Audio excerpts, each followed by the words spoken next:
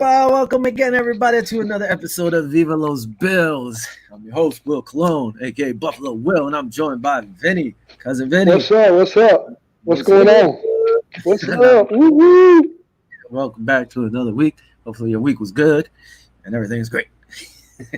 Yo, quick thing with that weapon. I know you're a little older than I am, but I don't know if you got to. I do it. I don't know if you ever watched like Spanish television. I used to watch it. I moved to Puerto Rico when I was like 10 or something. My grandmother used to put on these old Spanish shows. And there was one guy who used to come on and he'd be like, "Wepa, venga chorro," and he would pour like draft beer. And the draft beers were like a quarter. So he would like, "Give me my peseta." And pretty much that's where I just got it from. So that's what I'm That's doing. an old school. That's like, "What's up?" That's an old school saying. You know, I mean, there was a couple shows. There was a show, Show de Mediodía, which was a lunchtime show. The guy used to start off the show like that, saying "Whip." I was like, "What's up?" But it's real catchy for sure. Yeah. So I don't know. I was thinking about that, and that's why I ended up saying that's cool. Whatever. All right, man. So we're getting off another week. It's gone somewhat by. Hit off with a little news like we always do. By the way, we're live on I-95 Sports Network, channel 198, Zingo TV, and live across Facebook. So, welcome everybody who's here, and let's get going. All right. So, NFL cut back the preseason from 4 games to 2 games now. This is not going to help any of these young kids trying to make this team. You know, you needed those preseason games at least for them to get up to par and hopefully show what they could do. So to me, this kind of hurts them. I don't know how it's going to work out because just being in camp is not the same as going live against other players. Absolutely. In that kind of format, you know? So these kids are going to have to work double hard probably. They're working double. So they're talking about cutting 2 out of the 4 preseason games. And also, I think they talked about having no – in the state of New York, at least right now, they're not have any attendance at the games either. So there's going to be no attendance, and if they do reverse it by then, I think people are going to have to sign a waiver, from what I understand. That's one thing they're saying, that the NFL may require you to sign a COVID-19 waiver if you want to go to the games, to wash their hands of it, because they don't want to be responsible if people want to go. I get it. I mean, I don't know. It's like the flu. What's the mafia going to do, man? There's no tailgates or nothing. What are they going to do? Are they going to have some virtual table breaking on the computer or something? Everybody's just going to cam up and throw themselves at the table. I mean, that's what makes a Bills game, the tailgating, the Bills mafia stuff. What? I don't know. It seems like it's going to be, you know, it's unprecedented what's going to happen this year, man. It's going to be weird, to say the least. Yeah, I don't know. I guess we'll have to wait and see. Yeah, that, or you got to alternate parking spots, because if everybody doesn't go to the game, there's going to be enough parking spots. So what are you going to keep one for 6 feet distance? You know, people are still going to get together. So who knows about that one? That's insane, man. On another note, anyway, all those rookies are going to have to work twice as hard, and all the scrubs on the team are going to have to work twice as hard also. Triple hard. All right, another thing in the news was Tony Dungy brought up how easy it would be for the Washington Redskins to change their name again, from people calling out about changing the name. Honestly, years ago, I always said, "What was the big deal? They've been the Redskins forever." And now, you know, you grow older, you learn some stuff, and you're like, it is kind of messed up. You know, it shouldn't be like, if it was the Washington Indians, okay, maybe okay, but not the Redskins. That's like me saying the Washington Whiteskins or the Washington Yellowskins. Nobody's going to like that, you know? Yeah. So I get it. My thing, if they wanted to keep the logo, I would say go to one of the local tribes. There's about 4 or 5 tribes. Do like, I don't know, donate money, set up a scholarship fund for them or something. If one of them chose to do it. I mean, the one you have, the Canoes, you know, there's a few of them. The Lenape, like, find out, hey, would one of you guys mind if we use, like, hey, the Washington Lenapes or something? Yeah, but it's gotta be catchy too. I mean, you know, they gotta market the I'm not gonna go, hey, the Bills play the Lenapes next Sunday. There's gotta be something, you know, that's kind of, you know, marketable too, and not offensive at the same time. Because I get it, but I'm saying it could be offensive. If you're doing it to keep the logo, at least you're honoring one of the tribes. Then and you could say, Absolutely. okay, that you could get away with it like that. Personally, if not, I would say, hey, name them the Washington Diplomats. I think that would be kind of cool name. I don't know what the Yeah. logo will be like, but what do you think? I think they should That change the what name. No. I looked up a while back. I think it was in 2012. I actually Googled something about changing the names of the Redskins. They come up with 12 of them. I'm just gonna run them down real quick. Like what could actually be a good change instead of the Redskins. Number 12 would be the Red Hawks. 11 Skins for short. We got the Hogs. Okay. Diesel. I don't know how that will work out, but these are just things that because when John Riggins was there, they used to call him Diesel and stuff. So they wanted to, you could use that Diesel. You call them the Senators, the Warriors. Only thing with the Senators, there's hockey teams called the Senators, so I don't think Yeah. they would get away with that one. Yep, absolutely. The Bravehearts, the Red Tails, the Renegades, the Pigskins, the Washington Football Club. I mean, it's so hard nowadays. The way everything is going down, in 2020, it's like everything. You have to watch what you say with everything. Everybody's getting offended. I mean, look what happened with, and it's understandable. The Redskins is kind of offensive if you really think about it. You know what I mean? So it's like, look what's happening right now in the situation right now. Even Aunt Jemima. I don't know. You heard what the No. with the stuff they pulled out it's offensive. The pancake syrup, so they're taking them off the shelves. So a lot of things that have been people been holding on to are now coming to light. So Yeah. I could understand how they could change that. You know what I mean? But at the same time, you got to keep it marketable too. You can't have a weird name and something it's going to be different. It's definitely going to be different. I mean, they would have to change the logo if they went to the Hogs. I actually like Yeah. that one because that's what they used to call their offensive line back in the day. Yeah. The big Hogs. So I Yeah. mean, that would actually be kind of cool. Nobody else is out there like that. I always said. You see, but then you get the Hogs, and then the Razorbacks over there in Arkansas be like, "Hey, they stole our logo." So Well, you you're could gonna come up offend with somebody. something different. Me, it was funny because before, like when this is totally separate, but going to the NHL, I always said the Devils were not going to be in New Jersey after 10 years, and they got saved when they bought their TV contract. But I always said before they put the Vegas Knights there, I have a buddy who we used to talk about it when we were working at the track. Take the New Jersey Devils, take them to Las Vegas before it even was thought of, and I was going to name them the Vegas Hogs if I was the owner. And that would have been my thing, yeah. And I would have called the arena the Trough. So I mean, nobody has you that. really thought that one through. Yeah, no, we thought. I'm like, man, it'd be great. There's nobody there. There's not a more, so no competition. And look at the years later, somebody heard me.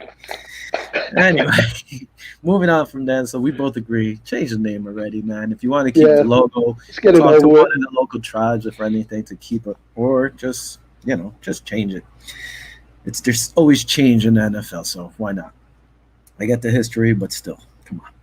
All right, another thing, Cam Newton to the Pats. Ooh, I mean, ooh. it's been I'm going through the media and I'm listening to fans' reactions and it's like some people like, oh my God, are the New England Patriots going to be that much better? And then half of them are like, well, he's washed up, this and that. McDermott knows him, so it's a double-edged sword. I personally think it's a good signing for them because they didn't really have anybody. Cam was there, but how good are we going to get the Cam of past? When he was, what I'm saying, when he was actually good. I personally think it's going to be too short of a time for him to get any type of chemistry with the team. I mean, I think he'll start to click probably by week 8, week 9. He'll probably start clicking. Other than that, it's going to be. It might be kind of disastrous for New England if you ask me. I mean, it's possible. Like, again, we don't know where his shoulder's at, and a lot of people who have had shoulder surgery say it didn't even work, or others you still feel that pain or whatever. So who knows where that's at? Maybe he is okay with it, but then it hasn't been tested. He hasn't gotten hit or tackled or have had a 300-pound guy land on him on top of that shoulder. So we don't know where he's at. Yeah. Is he better than the guy they have now? Probably. He's been in the league longer. He knows where to play or how to play. Against the Bills' lifetime, he's 1-1, Yep. and the one he did beat us. He didn't fare too well against the Bills. He didn't play that well. So. And to me, our defense is better this year, so it's not like he's going to face that same kind of Bills team. And I think, I don't know, man. I hope for him he does well. I hope for us he doesn't. I agree with you. You don't want to see anybody fail. You want them to succeed. You know what I mean? But against the Bills, I don't want anybody to succeed. Like you said, but like I said, it's just a matter of how Belichick coaches him up, and if he gets into the system. I mean, one thing everybody's talking about, McDermott knows him, but remember, he knows McDermott too. So, it goes both ways. Yeah, that's why they were saying, he had some success, but he didn't play well in both those games. So, I mean, okay, he won 1 out of 2, and I don't know. Another thing that's floating around too is Richard Sherman. I don't know if you saw, he made a comment about Cam Newton signing, about how disgusting it was. He only got $7 million. Did you read that? It's kind of like I didn't read it or see it. Go ahead. Okay. Well, he was talking about a football player caliber such as a Newton. Was played in the Super Bowl. You got these mediocre guys getting $12-13 million, and now here goes Cam, signs for $7 million, up with the incentives. In other words, it's not even a $7.2 million guaranteed. It's if he gets all his incentives in. But at the same time, the NFL is a business, man. It's kind of like, what have you done for me lately? So, with all the injuries that he's injury prone, he's been hurt. He hasn't been the Cam Newton of old. Mm-hmm. So, they're actually investing the money in that. They don't even know what they're going to get.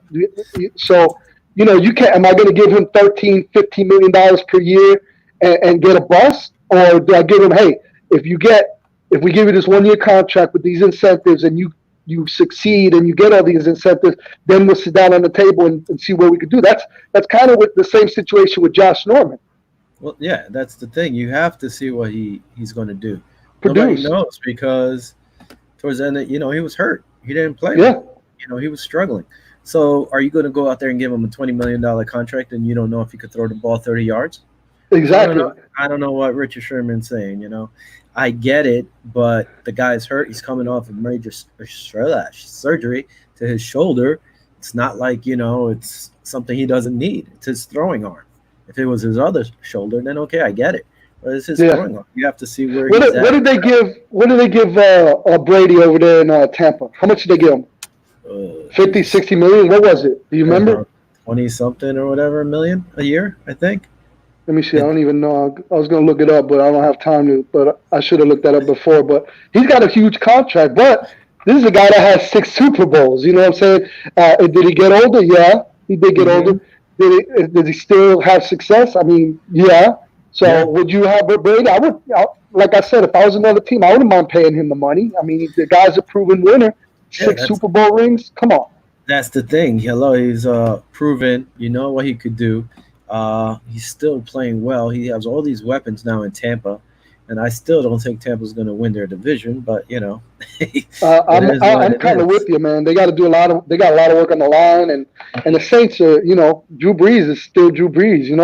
Yeah. Listen, man. Cam Newton, 2019, he got hurt. Mm-hmm. He started 2 games. He went 0 for 2. His completion rate was 56.2 in those 2 games. He threw a pick. He didn't even throw a touchdown. So, I mean, you don't know what you're getting. Cam Newton before that, 24 touchdowns, 67.9%. The guy was balling. But after this, it's everybody coming off, they have to prove themselves now. Absolutely. It just is what it is. I mean, you can't, just because he was great, you don't know what it is now. His shoulder could be just falling apart. So it could be falling apart, or they could do like they did the $6 million man and just repair them to. But once you I've had shoulder injuries from basketball, and once you have injuries like that, man, it's hard to come back because you always have that in the back of your mind. If I make the wrong move, and there's been times that after my shoulder injuries and stuff, I've healed up, and then I go up, let's say for a rebound, and I can feel like almost tweaking out. So then after that, you ginger on it. You're never the same when you get a shoulder injury, let alone a knee injury. You know, I mean, some guys come through. Look at Lynch. You know what I mean, with his knees and stuff. That he was a beast. But Yeah. you know, the numbers are against him. You know, what I mean, I got to see it for myself. Did it shake up the AFC division, the East? I think it did. You know, what I mean, because people are now having.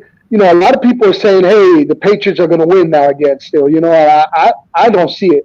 I see the Bills taking it. I see the Bills taking the AFC East. I mean, we're going to get that into a little bit later on, but I think the AFC is for the Bills to take by 2 games. I think we're going to take it by 2 games over New England. Yeah, no, well, I don't know about 2 games, but I think we're going to take it. He does make the team better if he's healthy and if he doesn't get hurt again. Again, like you saying basketball, I mean, you're shooting, but it's not that whole motion of throwing the ball 30 times, 40 times a game. If they do that, they've been running more, so he might not have to. He might only have to throw 20 times. But still, you have to see where he's at. You have to see when somebody lands on him. You got to see when Oliver comes on one side. You got to see AJ Epineza. You got to see all them guys Williams, all them guys coming for him. And when they first land on him, see what happens. When he gets up and he shrugs it off, then you be like, okay, he's good. But man, he's gonna take.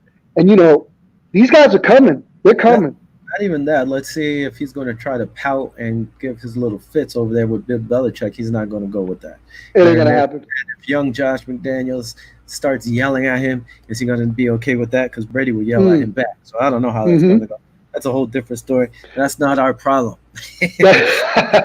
So, why are we even talking about him? We just I'm just kidding. Yeah, that's it. But besides that, I don't care. I like him. Hopefully it succeeds, just not against us, like I said. Absolutely.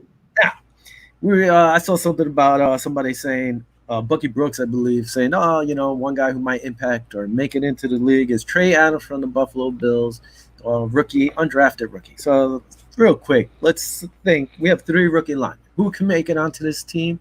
Honestly, in my opinion, I think all 3 can make it.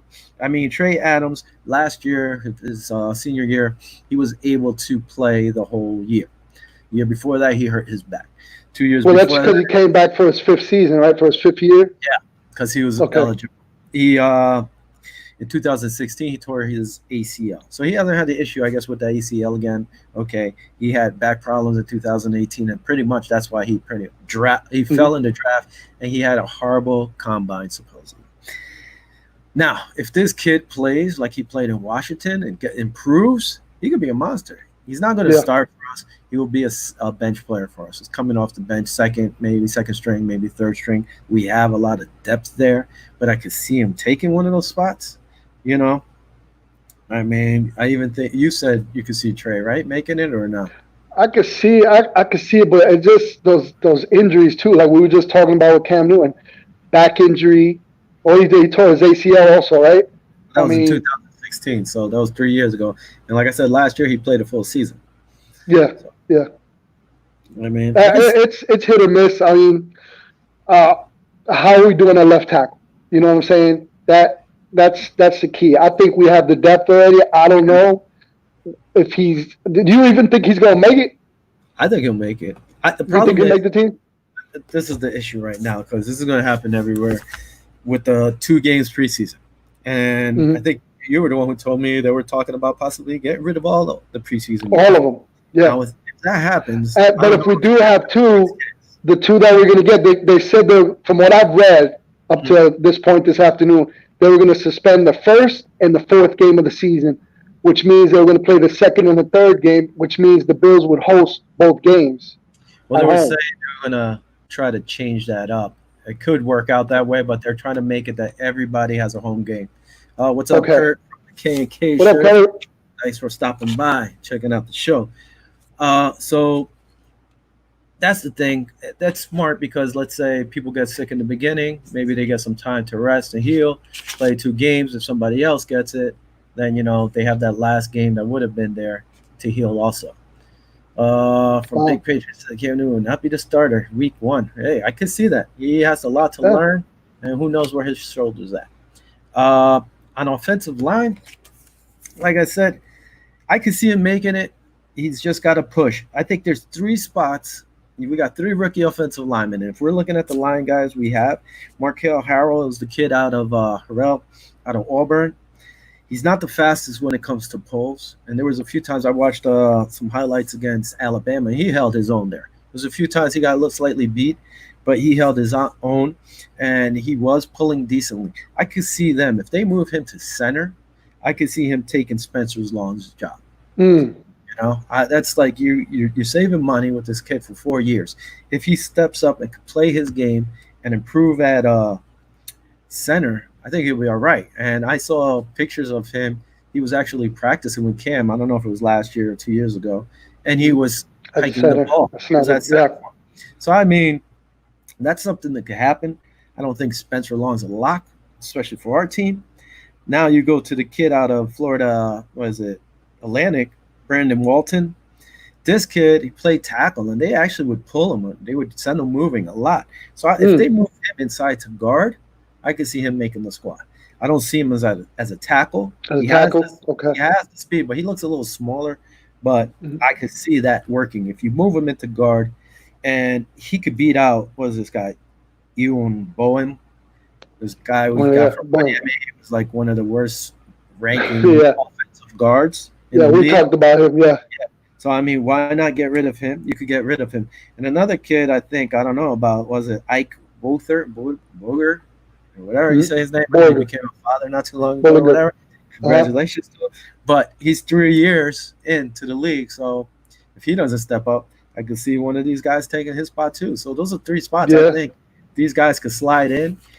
The thing is, if Trey Adams or any of these guys play well in preseason, at least the 2 games we have, and they show they could play, they're going to get plucked, and then we're going to lose them for nothing.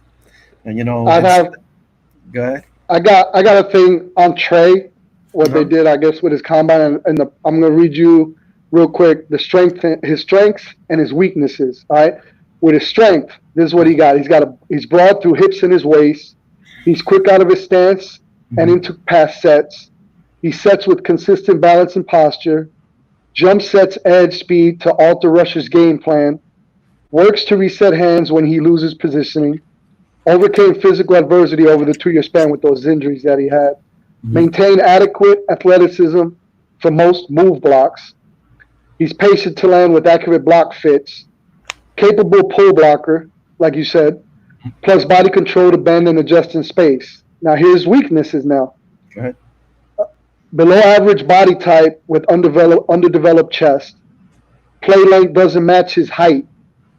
Core strength deficiencies could become a lasting concern. Pulled out of position by smart hand fighters.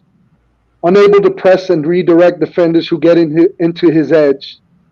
Outside half breaks down, allowing rushers to corner and flatten the quarterback.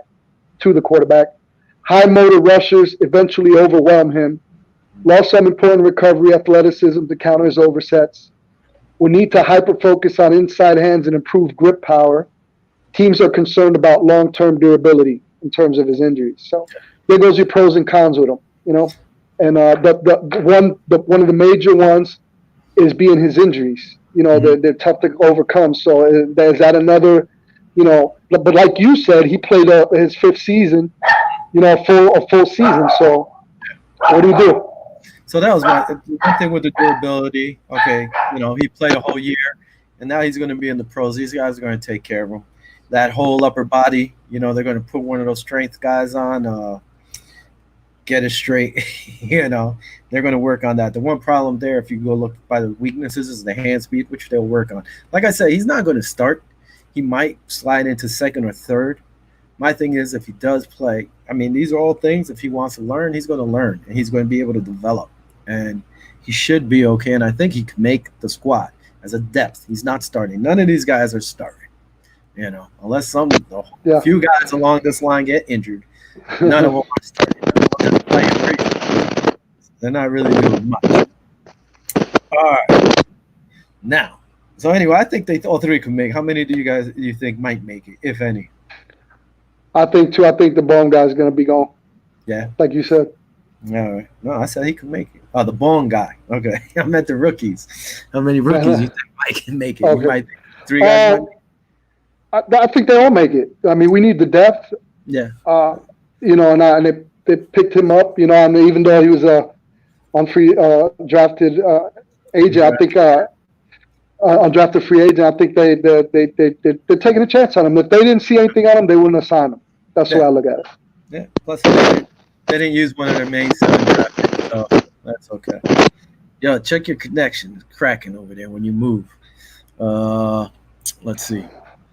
All right, we're ready to do our bold predictions here.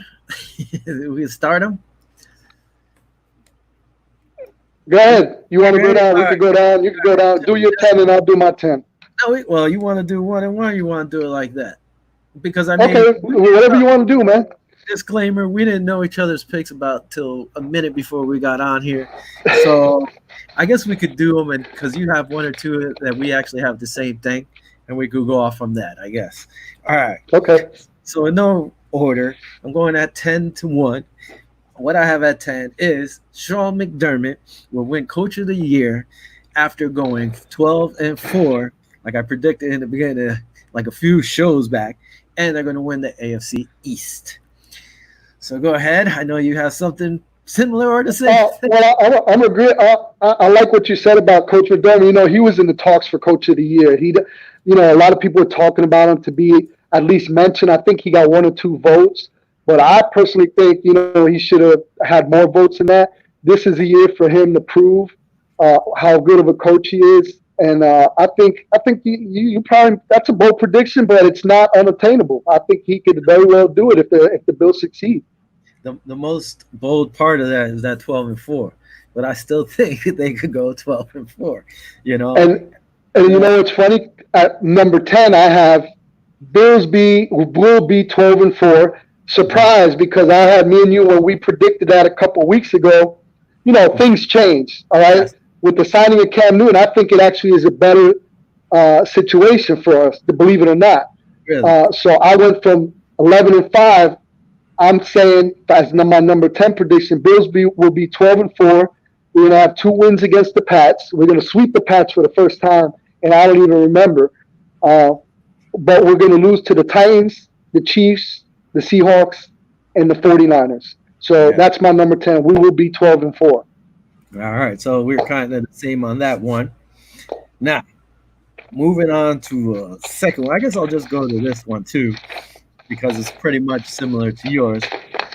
My number 8, I'll skip 9 for now, I'll do 9 afterwards.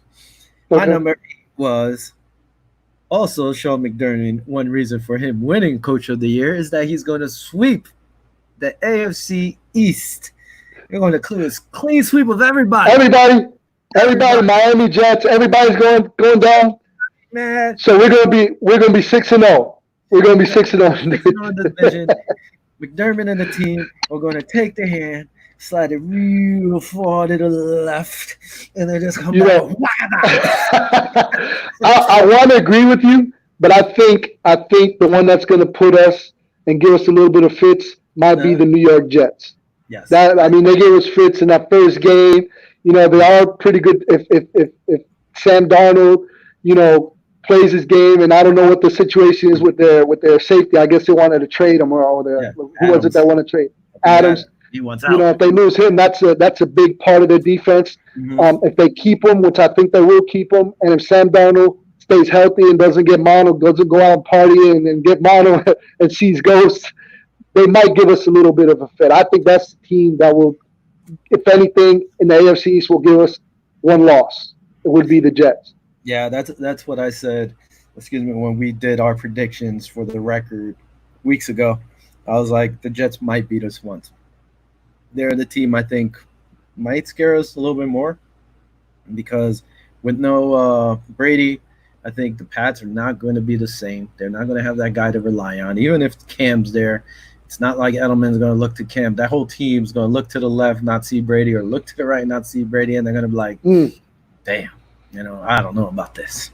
So Jets, their defense with Williams. Williams is a great defensive-minded coach, so he's always going to have those guys ready. But if the Jets play like they did last year, the defense is going to be tired in the fourth quarter because they were always out there. Did they get better on their offensive line? Yes, they needed to do that. Their receivers, they got a few receivers. Okay, so, they have a squad. They have a team. My thing is, I'm still saying we're going to sweep them. And that's it. All right. Hey, I'm riding with that. I'm riding with you, baby. My bold prediction. So, what do you got? Go ahead. So number 9, I have our defense finishes first in the NFL, and I'm gonna tell you why. We had a group that finished second in the NFL with points allowed in 2019, trailing only. We were just talking about the Patriots. Mm. Buffalo tallied. We had 44 sacks, 16 forced fumbles, recovering 9 of them, and picked up 14 passes. We still, even though we were number 2, we added, in free agency, man, we even though we lost Lorenzo Alexander, we picked up Mario Addison, Vernon Butler, Quentin Jefferson, who could play multiple positions. Mm. And we got AJ Epinesa, which you know me, I'm always going to say it. I've always been excited for that pick. I told you we was going to get him. You was like, nah, we got him. I'm excited for that. And he should make an impact right away. The defensive front is stacked, man, and they're going to struggle to move against the ball against us in 2020, man. So, my number 9 bold prediction is our defense, the Buffalo Bills defense, will be first in the NFL. Yep. No, listen. Like I said, we didn't know our picks or what we did or he did, I did, whatever. We didn't know. So I actually have at 7, the Bills will have the number 1 ranked all around defense. That's what I said. I said the defense will be first in the run, moving up from 10th. I think that was our main problem. I thought our defensive run, we had some issues. That's why when I was telling you we should draft a defensive tackle, a big guy, 300 and something plus pounds to get in there. Middle. That's what one of my main things was. They didn't do it. They brought in a player or two, which hopefully helps, and hopefully these other guys step up. Now, I say they go from 10th, and then they're going to go first in pass from 4th, and then first in points allowed, which they were actually second last year, so they don't really have to do that much to get up one step. But I see, just like you, I could see them being number 1 all around. We got all our squad is coming back. We made some improvements, from Shaq gone and the other guy, Phillips or whatever, gone. So I think we brought in almost the same people, maybe better. They're a little more wiser in the head. So we agree on that one. Now, we're going to go backwards to the one I had before that. I have, which actually you have something similar to. Tyler Bass, our rookie, will break Matt Prater's 64-yard field goal record. How? He's going to kick a 67-yard field goal. And with the wind to his back. He's got the leg to do it, man. Yeah, I mean, he was booting 60-yarders. So there was something I saw because I actually did my list. I think it was yesterday or the day before. And then I'm looking at profootballtalk.com, and there was a player actually talking about how people could break it. So I was like, damn, they said it before I did. But anyway, supposedly the guy who was doing it was kicking like 70-yard field goals, like nothing. But he hasn't kicked a 60-yard in a real game. So I guess that's different, the energy, all that stuff. Now go ahead, because I know you had the same thing. I got the same thing at number 7, though. I have Tyler Bass sets 2 records, just like you said. The longest field goal, he'll knock through a 65-yard to break Matt Prater's record of 64, which has stood since 2013. And if our offense doesn't really, really click in the red zone, I could see him breaking the most points for a kicker, breaking David Akers' 166 points back in 2011. But I'd rather our offense be clicking than him get this stat, because if we're having problems in the red zone with all our offensive weapons, this stat I really don't give a crap about, but this is something that I have as a record breaker, as a bold prediction. So I don't want to predict that. Yeah. You know what I mean? That he's going to break that the most points by a kicker, but I guess it's a good thing if we're struggling in the red zone. So it's like a double-edged sword. Is that the Bills record or like just kickers record in general? David Akers had 166 points. Oh, so you're saying he's breaking both of his records? Both of the records. And Matt Prater had the longest, the 64-yarder. Okay, actually, okay. I thought it was Prater. Okay, Yeah. No, so he's breaking 2 records. The kid, he hasn't even won. But I think he more. Yeah, that's pretty bold. But if I was to pick one or the other, I'd rather he go for the 64, only because the way this kid's leg is, man. I mean, granted, the elements of Buffalo. You know, if we have the wind to our back, and he has a little bit of control, he could very well crush that record. You know what I'm saying? I think he could crush it, because seeing him in some of these videos, I mean, this kid is kicking 60-yard field goals on one step, literally taking one step and kicking. I mean, that's incredible. Yeah. No, well, hopefully, if he beats out Steven and he gets a chance, unless they go crazy and keep 2 kickers and try to kick a 60-something yard field goal with this kid. Bring him out. Yeah, right. Bring him out. Bring him out. Go kick. Just by the way, my buddy Chris, my brother Oz, and 4 other people said 12-4. What? Yeah. I think we're crazy. That's what I said to you when you first said it. I said, I said, I'll try to be realistic. 11-5, maybe 10-6, maybe at worst. But looking at everything and how things are changing, how things are molding with the addition to Cam Newton, I think they're going to struggle this year. Cam's got a lot to prove. He's coming off some injuries.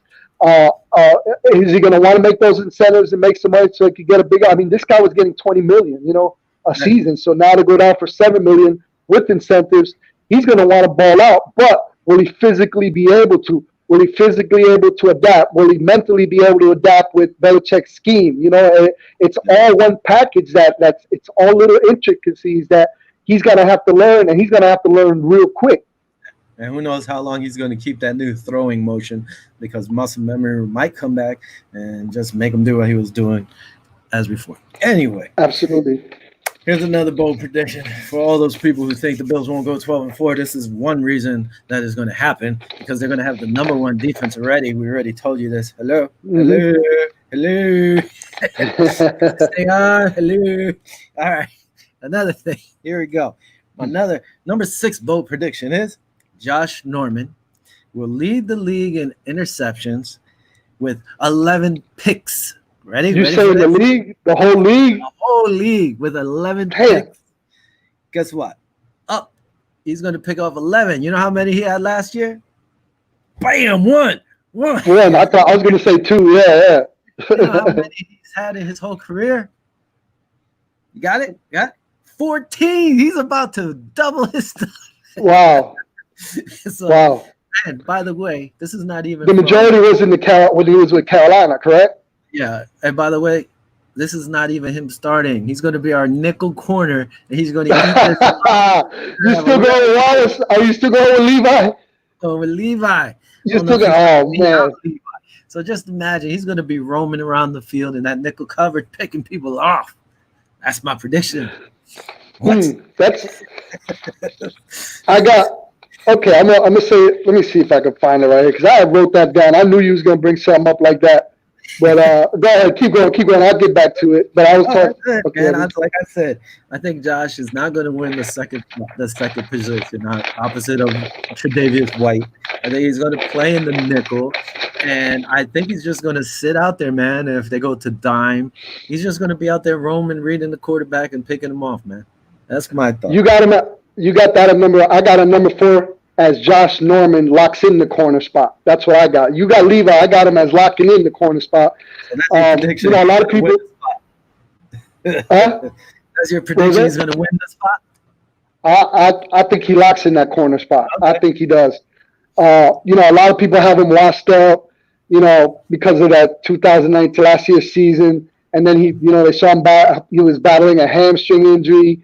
And he actually got benched, to close the season. I think reuniting with Sean McDermott, his coach back in the Carolinas, is I think that's what he needed to have. They're just paying what are they paying for him? $6 million plus the incentives for him. I think it pays off, because he's going to mesh right away with Trey White, man. And they're going to have a scary tandem in that secondary, man. I mean, you got Micah Hyde, Jordan Porter. You're going to have Josh. You're going to have Trey. He's not going to be in his form he did back in 2014 or 2015, but I think he still proves he's going to prove this year that still got a little bit of gas in the tank, and he's going to set himself up with this 2020 season by locking that corner down to get a big paycheck in 2021. That's my number 4 bold prediction. Josh Norman locks in that corner spot. That's why, man. He's going to have all these picks, man. He has nothing to prove. We have so much depth. All right, who are you going to go against? Tre'Davious? No, Tre'Davious tied the league last year with 6. So just imagine, there's only 6 picks, and him and Stephon Gilmore tied for the most in the league. So they're not going to go his way. They might test Levi, but, Levi actually stepped up. He was playing well until he started getting hurt. So Josh is going to be like, all right. But there was some games, I told you, there was some games that he missed some key tackles, man. I kind of thought it was a little bit. It doesn't. I think I read a stat that he's the one with the most missed tackles on the defense. Correct? Well, wasn't he a rookie with 13? Rookie last year, right? I believe so. Undrafted rookie too. This kid put in some work. He won his spot. You can't disrespect the kid. So absolutely not. Come in with a chip on his shoulder and be like, all right, you're going to try to bring in Josh here to take my job? And and then he injured his what did he do? He sprained his ankle. He did something to his ankle, and he couldn't play in that Baltimore game. I believe he couldn't play. I don't think he played in that Baltimore game at all. I think he practiced but didn't play. He wasn't a rookie last year. It was his second year. His rookie season. His rookie year, he started 7 out of. He was in 7 games. I guess they called him up, and he played 7 games. He didn't do much. Pass deflections 3. He had 24 solo tackles, 37 combos, tackle for a loss, 13 assists. And last year he started 16 for 16, 2 picks, 9 pass deflections, which is not too bad. He was the guy they were going to go against. So I think he wins his spot. They had him out there practicing with a few other guys, getting in work, man. I think he's going to have that chip on his shoulder. And that's why Josh is just going to come in and do what he has to do on the side, pick people off left and right, and not care. His best year was actually 2015. He had 4 picks for 110 yards and 2 touchdowns, 56 combined tackles. Most tackles he ever had was in 2016 with the Redskins, first year with the Redskins, and then he had 3 picks. So, sky's the limit. Let's see what he does. He doesn't have to go all out. He's not the man in Buffalo. He's the second or third man. Yep. Not even on that defense. The question is, does he still have that? The question is, does he still have gas in the tank? Per se. I think he does if he wants to get those incentives. The big money, the big money.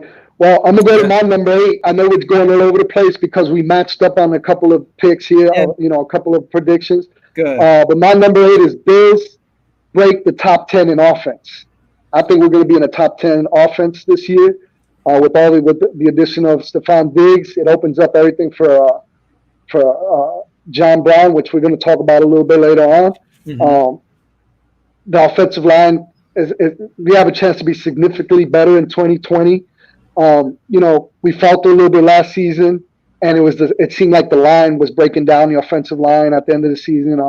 But we added 4 new pieces on the line, so it's going to take a little bit of time to develop continuity. But I think with the addition and the depth that we have, and we added we added All-Pro Darrell Williams. The sky's the limit. The running attack should be better. We got Moss, Singletary. That's a double-edged sword right there, man. Pick your poison type thing. We got Shifty. We got power.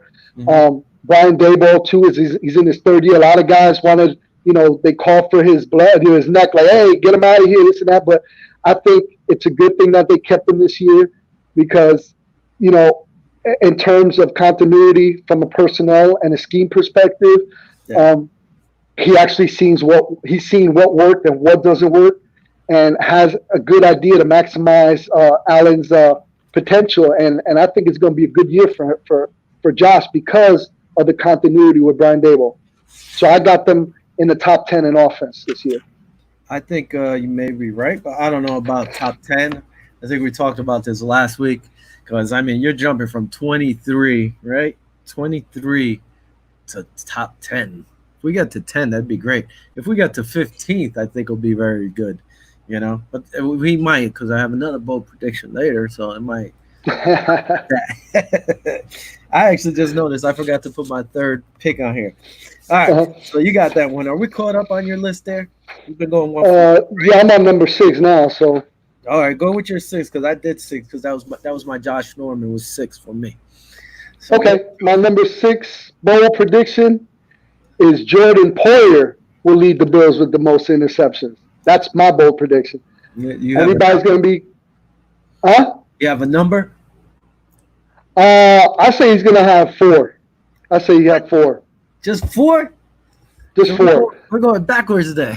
Trey had No, Tre'Davious had six last year. no, but I'm saying this guy, everything is going to be a lock. The only one being out there is going to be Micah Hyde and Uh-huh. Jordan Poyer. I think it's going to be so spread out in terms of there's not going to be one player. And I say it like this: Jordan Poyer, I have him with 4, but I have everybody pretty much even because there's not going to be a weak link there. I mean, you got Micah Hyde, you got Jordan Poyer. You're going to have the weakest link actually will be Josh Norman if you really think about it. If he gets locked in, but you have him in as a nickel package, which means if he does play in the nickel packages, he's going to be roaming around too and catch him and snag him some INT. So, I think Trey is going to come down in interceptions. I know I'm glad you brought that up. I don't think he's going to have more because they're just not going to throw him the ball. He's going to be out there on an island. They're going to try to get onto Josh Norman, and you're going to have Micah Hyde and Jordan Poyer back there, which is arguably the nastiest safety duo back there. I don't know. People are talking. He's finally getting recognition, and I'll tell you why. Let me see if I can pull it up in a second. But go ahead with your comment, and I'll tell you why. No, I mean, I was just looking with his 3 years at Buffalo. He's had 11 interceptions. Last year he had 2. The year before that he had 4. His first year he Mm-hmm. had 5. I like Poyer. This is not a Poyer jersey, actually. This is a Willis McGahee jersey. But I was thinking of possibly getting a Jordan Poyer. I like Jordan Poyer. He could benefit. Even Michael Hyde could benefit. The thing is, if Tre'Davious keeps playing the way he can and he's getting better, he could be one-on-one over there, and that allows you to double up on the left, do whatever schemes you want in the middle. Absolutely. You can blitz, so it opens them up for different things. It was kind of like when the Jets have Revis. You left Revis one-on-one and did everything else you wanted on the opposite side. It's Trey's Island. It'll be Trey Island. Yeah. So who knows? It's So just look real quick. Like what I have on Jordan Poyer. Trey White burst into the scene in 2017. Mhm. He was named All-Pro. When the first year the trio came together, Micah Hyde made a Pro Bowl. Yeah. Poyer's importance to Buffalo secondary is just important. And he has numbers to prove it. That's the thing. Mhm. But he's never really been recognized. He's been kind of like one of the quiet under the radar guys. I'm glad they gave him some money this year. But in the past 3 seasons, check this out. He has 11. In the past 3 seasons, he has 11 interceptions. Trey has 12. All right. Hyde has a different role than Poyer, but he only had 8 picks in 2017. Mm-hmm. So Poyer has the edge on passes defended. He had 22 to 20 on Trey, sacks 5 to 4. Not Trey with Micah Hyde, and tackles for loss 17 to 4. Yeah. Not to downplay it, but 2 of these guys have gotten national attention with Trey and Micah Hyde, and I think it's time for Poyer to shine this year. I mean, he's been really under the radar, but he's been right there with them guys numbers wise. So I think this is his year. Quietly, he's going to shine. I think that, with the Bills playing more, say Monday night, Sunday night games, and Thursday night, they're coming back. People are talking about them. They're getting a following. I mean, they've always had a Bills following. And I remember I saw something. People had fans around the country, and Bills actually have a lot of fans out there. Not to be funny, but so they're going to be brought up. These guys, they keep playing the way they are. They're going to get seen. They're going to be brought up. Poyer's a free safety, so you could allow him to roam. And all over the place. Yeah, and another thing these guys don't have to worry about this year is Gronkowski. That's a big tight end. Like you'd have to either put your free safety on or your safety on. Now you don't have to do that. I mean, the Jets have a guy out there. I think he's pretty good, but he got hurt last year, so whatever. No biggie. Can he? I think he can. He has great hands. The guy's smart. He plays tough, so I can see him doing that. But if he's going to lead our team with picks, he has to have more than 4. I think we're going to have more than 4 picks out there. I hope there's multiple, like you said, but I think it's going to be more spread out. I think Micah Hyde's going to have a good season. Josh, like you said, being spread out. Trey, I unfortunately I don't think they're going to, unless they want to test him right off the gate. That's the only thing I could think of in the first couple games. Mm-hmm. And if he locks it down, he's gonna have a low percent, actually a high percentage defensive rate, but a low percentage that they're gonna throw the ball at him. That's what I think. Gotcha. All right, let's move it along. We're at 15 minutes already. Holy cow! Time flies when you're having fun. I'm at number 3 already. Right. What? 3? What happened to your 5? Yeah. Well, I matched up a couple with yours. Oh, okay. Oh, so you did it like that. Okay, I thought we were going. All right, at 5 anyway. Another reason our defense is going to be number 1 is because of number 49. At 22 years old, Tremaine Edmonds. I think he's going to be the top middle linebacker in the league this year. He's going to get his due for the young kid. He's going to step up and lock it down. The one problem I could see us having, excuse me, for him not being the top linebacker is that our defense is not going to be on the field as much this year because our offense is going to be top ranked 10 according to you think yeah. Off the field, man. We don't even need the defense. Three and out. So, let's see. But I think Tremaine Edmonds finally gets his due too. This is another kid. People talk about him, but he doesn't get as much respect. But absolutely. I think this year he's going to be one of the top linebackers in at least the AFC. But I think he'll be one of the top in the league. Comments, or we move on? We move on. There's nothing to say about Trey. Trey's a beast. Man. All right. This kid's, what is he, just 22 years old? 22 years old, man. 22 years. He started middle linebacker position at 19 years old. That's a monster. It's insane. All right, going to my number 4, I have Cole Beasley will lead the Bills receivers with at least 1,200 yards this year. So that's 500 more than he did last year. The reason is I think everybody's going to be looking at Diggs. Everybody's going to go to Brown. And that's going to leave Cole running around in the middle like a wild man. So I think Cole Beasley will lead the Bills in receiving just because everybody else is watching the outsides. They don't want to get burnt deep. What do you think? I'm going to counteract. I'm going to counterpoint you because my number 3 is actually John Brown will have more yards than Stephon Diggs with 1,200 total yards this year. And the reason I'm saying is, Stephon Diggs is the new toy in Buffalo, so he's going to get his fair share of targets and catches. But I think John Brown is going to benefit the most out of this core because of Stephon Diggs' arrival. If Josh Allen can improve his percentage, I believe in 2018 he was at 52.8 completion percentage, and last year he was at 58.8 completion percentage. If he keeps trending upwards in that percentage, everybody's going to freaking get paid. Everybody's going to get their catches. You know what I'm saying?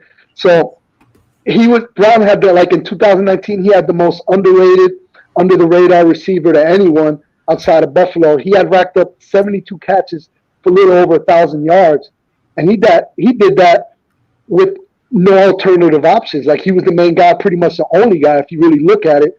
But now you got Diggs lining up on the other side. He probably won't get 50 yards per catch like he did last year, but he's going to get more chances to show off his skills, man, and open field because Diggs is going to draw all that additional coverage. So I have Josh Brown having more catching yards than Stephon Diggs with 1,200 for the year. 1,200 is the magic number, it seems. You have 1,200. I got 1,200. But I'm going with Cole. We're gonna have to save these to see if anything happens. Cole, I didn't even, and I'm gonna be totally honest with you. Yeah. Thinking about John Brown in this situation and his bold prediction, I didn't even think about Cole Beasley, to be honest with you. And you know how dangerous the slot position could be, just like Edelman, in New England. I mean, he killed us every single time. Mm-hmm. So if you have somebody like Beasley at that slot with that, and he's the same type of build, same type of speed, same type of hands as Edelman, man, I didn't even put that in the equation either. So, Yeah. but I'm still going to stick with my John Brown with 1,200 over Stick with Stephon John. Diggs. Stick with John Brown, man. All right. Yeah, Moving to my third, or do you want to go with your third? Or that was your third, right? that was my third. Go ahead. It was. All right. So I forgot to write it down, but I know instead of how everybody had Jerry Hughes getting double-digit sacks, I think the guy who's going to leave the Bills this year in double-digit sacks is Mario Addison. He had 9.5 last year. I think he's going to have at least 12 this year. That's my prediction for the D-line. Wow. Mario picking up 12 for us and helping the Bills get to number 1 on the defensive. On the defense. I actually had one of my predictions. This is kind of like off the list, but I actually had Ed Oliver, even though he's going to probably be suspended 1 to 2 games, I believe, I have him actually going double digits in sacks also. But I don't have it on my bold prediction list. But that's something that's an honorable mention, if you per se, if you wanted to add that in. But since you're talking about Addison, I wanted to throw that in there. I think Ed Oliver is going to be the one with the double digits, even with 2 games suspension. That's good. Well, that's good. That's pretty good. If they do 2, who knows? We don't even know. Hey, from what I hear, I don't understand how the process goes, but I think if he doesn't get convicted or whatever it is, I think it'll probably be after the season, towards 2021 season. I don't know how it works, but I don't know. unless the NFL, they're going to apply it, they might. It depends. If they don't get it, maybe they won't. Who knows? All right, we're at 56 minutes. What's your number 2? All right. Josh Allen will have 25 touchdowns in the 2020 season, surpassing his last year of 20. What? What you thinking? What you saying? I have my number 1 here. I don't know if I want to say it yet, but I guess I will because you brought up Josh Allen here at your number 2. Josh Allen will throw for 3,500 yards. That's 3,500 for anybody out there who doesn't understand. He's going to throw for 28 touchdowns and rush for 700 yards and 7 TDs. So that's 7 TDs. Let's see where I had here. Okay, but more than that. Oh, that's right. But more than that, this is the most important part, people. Listen, here is the microphone. Listen. He's going to have a 64.8 passing percent. Oh, Lord have mercy. All right. 64. So you're saying you're telling me that all these workouts in California, all these workouts in Florida are going to give him a 10% increase on his completion percentage? Is that what you're telling me? It's not 10%. It's a little less. Okay. Okay. So, all right. 9.2 then. I'll finish this. So in total, he would throw for 411 more yards, and this is just being nice, plus 8 touchdowns more than he had last year, because last year he only had 20. So he's throwing for 28 at least this year. Run for 190 more yards than he did. And I don't know how this is happening because, our running backs are going to be stacked. Our receivers are going to be catching the ball. So he's still going to put up these numbers. He's going to have less touchdowns this year. He's only going to have 7. He's not going to have 9 or 10. Okay. And he's improving his passing rate from 58.8 to 64.8. That's a nice prediction. It's a bold. Is it doable? Absolutely. But another big reason is the Bills actually should get more effective passing, or Josh being more effective, is we were bad last year in terms of drops. If you remember, I think we had the most drops of any NFL team. I think it was 36 drops. So if he's working out like we're seeing him work out in California, we're seeing him work out in Florida, and if they gel and they stop them drops, man, that's going to increase that completion percentage. Because if you take that drop equation, like I said, no team had more drops than the Buffalo Bills, which were 36. So if you take 5 or 10 of them, his completion right there comes up 3 to 4% just for that. So it wasn't all his fault. The people just blame the poor kid. It wasn't all his fault. So hey, we got those 2 rookies with great hands. So all these other guys, if you're not going to catch the ball, guess where you're going to be? Afuera, pa afuera. Bye-bye. That means all right. Number one. I'm not going to even elaborate on it. I'm just going to throw it out there because, heck, Viva Los Bills, man. My number 1 bold prediction is the Bills win the Super Bowl against the 49ers in a shootout. Wow. That's my bold prediction for 2020. So in your words, the 49ers are taking a step from the Bills and going back-to-back Super Bowl losses. I got them beating us in the regular season. I got them beating us in the regular season of one of those 4 losses between the 49ers, Seahawks, Chiefs, and the Titans. Okay. But they're going to make it all the way to the Super Bowl and lose to us.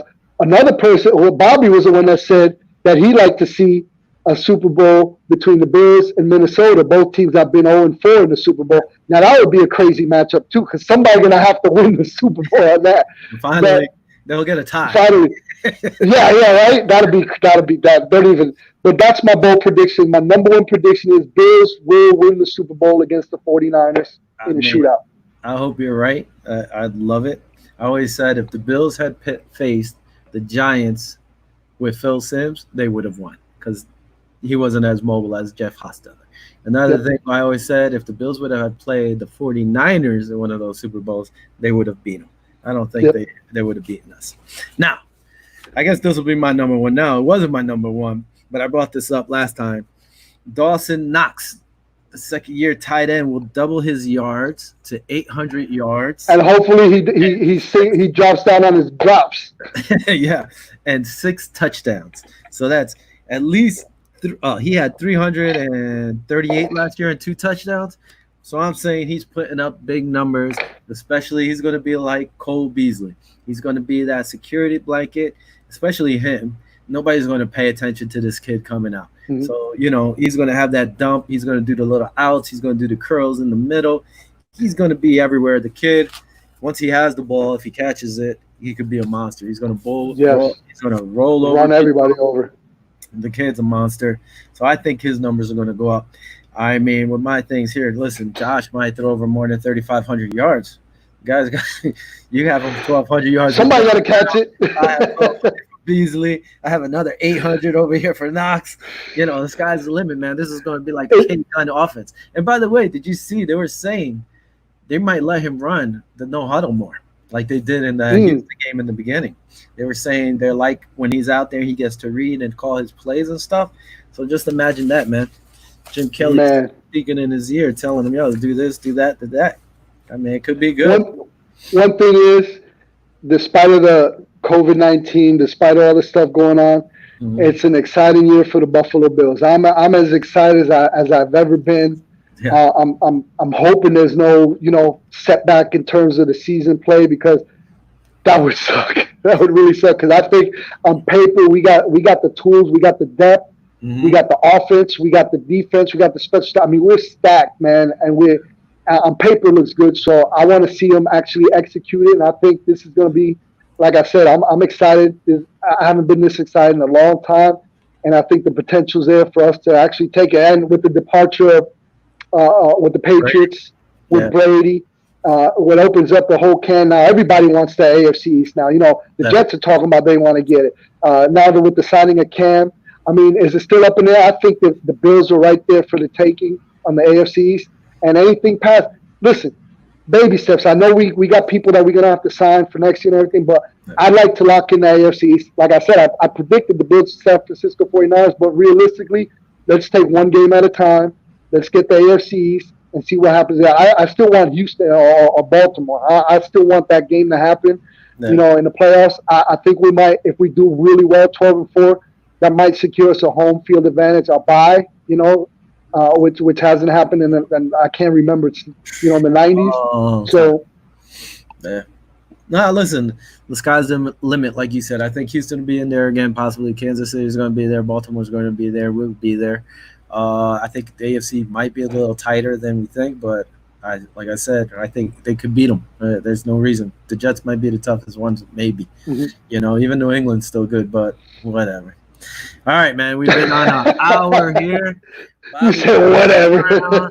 It's another show. And hopefully we have a damn season and we can do this. Instead, we'll have the greatest team and we won't even play. It'll suck. Oh. Hopefully that doesn't happen. All right. Bobby's in the background. I don't know if Bobby wants to join us before we bounce. I just want to say thanks to Kurt and, oh, my God, Kevin? No. Kurt and Jesus, I'm drawing a blank now.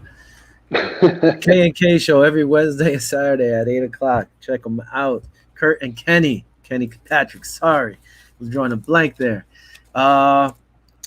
You still shocked at that #1 prediction. That's why you're drawing a blank. Yeah, I got the. Bobby said he's not joining us. He don't want to be part of this clown 10 predictions. He didn't say that. He just said good night, everybody, and we'll see you guys. See you next week. Thanks for joining. Go Bills! Go Bills! Go Bills! Viva los Bills! Peace! Adios! Adios! Amor! Peace! I don't know what I'm saying. Wepa! I'm gonna get a chancleta. Bobby, take us out. Sign off.